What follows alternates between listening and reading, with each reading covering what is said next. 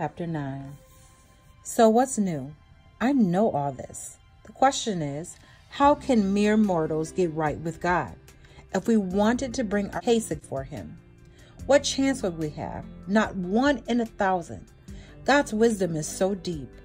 God's power is so immense. Who could take him on and come out in one piece? Who moves mountains before they know what happened? Flips them on their heads on a whim. He gives the earth a good shaking up. He rocks it down to its very foundations. He tells the sun, don't shine, and it doesn't. He pulls the blinds on the stars. And all by himself, he stretches out the heavens and strides on the waves of the sea. He designed the Big Dipper in the Orion, the Pleiades and the Alpha Centauri. We'll never comprehend all the great things that he does. His miracle surprises can't be counted. Somehow, though, he moves right in front of me, and I don't see him. Quietly but surely, he's active, and I miss it. If he steals you blind, who can stop him? Who's going to say, hey, what are you doing? God doesn't hold back his anger. Even dragon-bred monsters cringe before him. So how could I ever argue with him, construct a defense that would influence God? And even though I'm innocent, I could never prove it. I could only throw myself on the judge's mercy. And if I called on God and he himself answered me, then and only then would I believe that he'd heard me. And as it is, he knocks me out from pillar to post, beating me up black and blue for no good reason. He won't even let me catch my breath, piles bitterness upon bitterness. And if it's a question of who's stronger, he wins, hands down. And if it's a question of justice, who'll serve him with the subpoena? And even though innocent, anything I say incriminates me, blameless as I am, my defenses just makes me sound worse. Believe me, I'm blameless. I don't understand what's going on, and I hate my life. And since either way it ends up the same, I can only conclude that God destroys the good right along with the bad. And when calamity hits and brings sudden death, he folds his arms aloof from the despair of the innocent.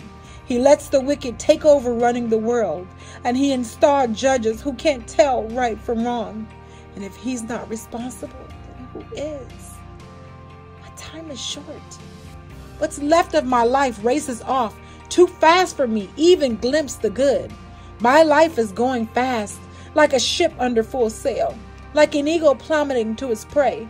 And even if I say, I'll put all this behind me, I'll look on the bright side and force a smile.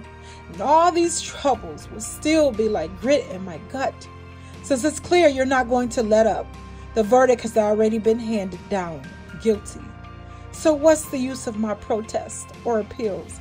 And even if I scrub myself all over and wash myself with the strongest soap I can find, it wouldn't last. You'd push me to the pig pen or worse, so nobody could stand me for the stink. God and I are not equals, and I can't bring a case against him. We'll never enter a courtroom as peers. How I wish we had a perpetrator to step in and let me get on with life, to break God's death grip on me, to free me from his terror so I could breathe. And then I'd speak up and state my case boldly. As things stand, there is no way I can do it. And that was Job, chapter 10. I can't stand my life. I hate it. I'm putting it all on the table. All of the bitterness of my life, I'm holding nothing back. Job prayed. Well, here's what I want to say. Don't, God, bring in a verdict of guilty without letting me know the charges you're bringing. How does this fit into what you once called good? Giving me a hard time, spurning me, a life you shaped by your very own hands, and then blessing the plots of the wicked? You don't look at the things the way we mortals do. You're not taken in by appearances, are you? Unlike us, you're not working against the deadline. You have all eternity to work things out. So what's this all about anyway? The compulsion to dig up some dirt, to find some skeletons in my closet? You know good and well I'm not guilty. And you also know no one can help me. You made me like a handcraft piece of pottery, and now you're going to smash me into pieces? Don't you remember how beautifully you worked on my clay? Will you reduce me now to a mud pile? Oh, that marvel of conception as you stirred together semen and ova. What a miracle of skin and bone, muscle and brain. You gave me life itself, the incredible love. You watched and guarded every breath I took. But you never told me about this part. And I should have known that there was more to it. That if I so much as missed a step, you'd notice and pounce. Wouldn't let me get by with a thing. And if I'm truly guilty, I'm doomed. But if I'm innocent, it's no better. And I'm still doomed. My belly is full of bitterness. I'm up to my ears of a swamp of affliction. And I try to make the best of it. Try to brave it out. But you're too much for me. Relentless like a lion on the prowl. You line up flesh.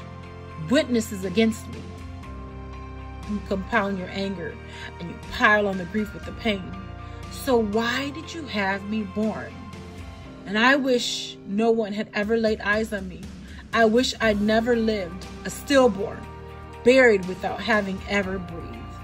Isn't it time for you to call it quits on my life?